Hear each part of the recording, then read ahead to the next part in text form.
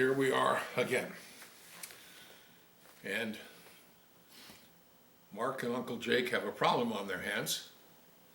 They're trying to figure out a way to help Nathan get into jiu-jitsu class that he really can't afford. So this is chapter 19, entitled Help. Today started off kind of weird. Not necessarily bad, but just weird. You see, when I was working out with Uncle Jake this morning, I told him something. I'm bored, Uncle Jake. Bored? How can you be bored? You're busy all day. That's the tricky thing. I know I'm busy all day with working and mowing lawns and fixing my bike and going to summer camp and doing jiu-jitsu.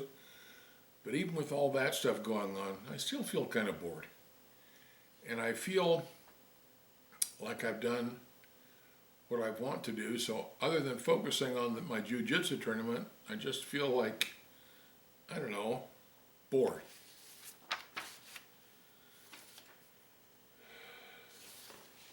Uncle Jake looked at me for a few seconds and then he said, "Good." That is what he always seemed to say when something was wrong. Good, I asked. How is that good? Well, first of all, being bored means you're comfortable with what's going on in your life. It's good for a few reasons. Number one, it means you have accomplished your goals. That means you have achieved what you want to achieve. You have a bike, you've made some money, you're making steady gains in your workouts and getting stronger. That means you can set some new goals, like you have for jiu-jitsu. Now that you have the tournament coming up, you can focus on that. It makes it exciting. Now you can do that for the rest of the things you are doing. Find new goals. But the most important thing about being bored is that you have the capacity, and by that I mean the time, the money, the knowledge, and the willingness to help other people, to help someone else. That is what a warrior should always strive to do. What is number 5 in your warrior kid code? Number 5 is the warrior kid treats people with respect and helps out other people whenever possible. That is right, Uncle Jake said. That's perfect. Warriors help other people whenever possible. Well, before, when you were struggling yourself, it wasn't possible for you to help other people. You had to help yourself first. How could you teach things you didn't know? How could you share money you didn't have? How could you train someone else when you needed to be trained yourself? But all these things have changed now. You're a totally different person. Before, maybe you could help your mom clean the kitchen or help your dad clean the car. And even though these are nice things to do, now you can really help other people. You can have a legitimate impact on their lives. That sounds cool, Uncle Jake, but I'm not sure I get it. How could I help people in a big way? Well, there are all kinds of ways to help all kinds of people. But let's make this really simple. There is one person in your life that you can really help right now. Who is it? I knew exactly what Uncle Jake was talking about. Nathan? Yes, Nathan. He's a good kid, but he definitely faces a lot of challenges that you don't have to face. I'll tell you what, when we get done working out, go upstairs and write down 3 things that you can do to really help Nathan, and then we will figure out how you can make them happen. Okay, Uncle Jake. So we finished up the workout by doing 100 burpees in a row. You guys ever done burpees? 100 burpees is a lot of burpees. And then I went to my room, looked out, or took out a piece of paper and wrote down what Uncle Jake asked me to. When I was done, I went down and told Uncle Jake I was ready. What do you have?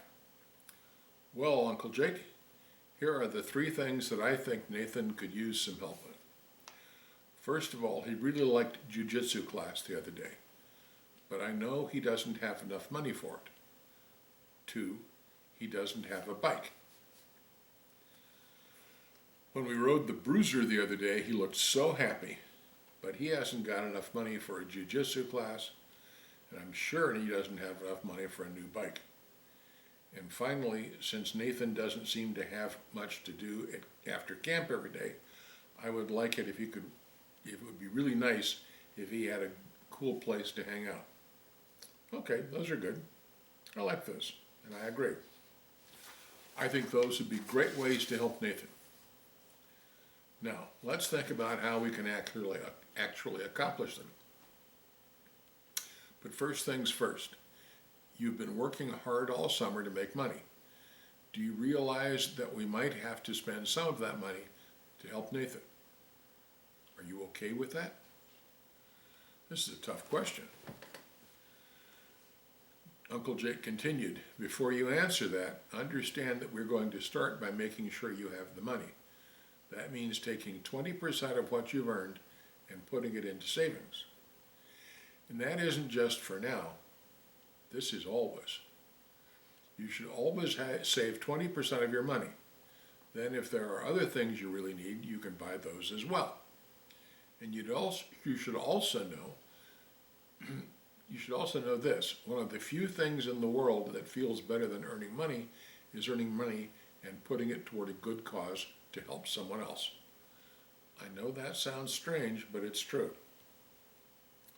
I wasn't sure how that could actually be true, but I decided to listen to Uncle Jake, since he always seemed to be right about everything. Okay then, Uncle Jake, I will save 20% of my money, and if I think of anything else I really need, I'll tell you. But I need to spend some money to help Nathan. I will do that. All right, I'll tell you what. Since you are being generous, I will be generous too.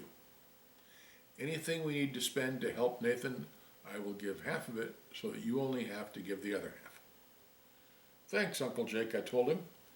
But then I had no idea how we were ever going to do this. So I asked him, but what exactly are we going to do?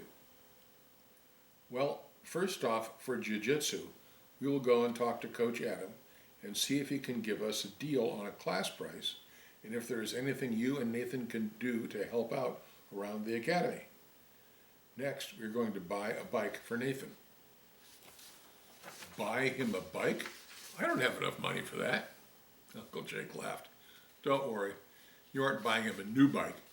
We can drive around and look for someone who is selling used bikes. We can buy a rust bucket, like your old bike, and then you and Nathan will repair and fix and paint it and put it all back together again. Awesome! And while you two are refurbishing the bike, guess what? What? Nathan will have somewhere to go and something to do after camp every day. So that problem is solved too. Yes, I shouted. That plan is perfect. Nope, there is no such thing as a perfect plan. And the plan doesn't happen if someone doesn't make it happen. So let's stop talking and get to work. We will start as soon as camp is over today by going to talk to Coach Adam. Got it, Uncle Jake. This was awesome. And I was already realizing that Uncle Jake was right once again. It did feel good to help people. Okay. We'll see you guys tomorrow.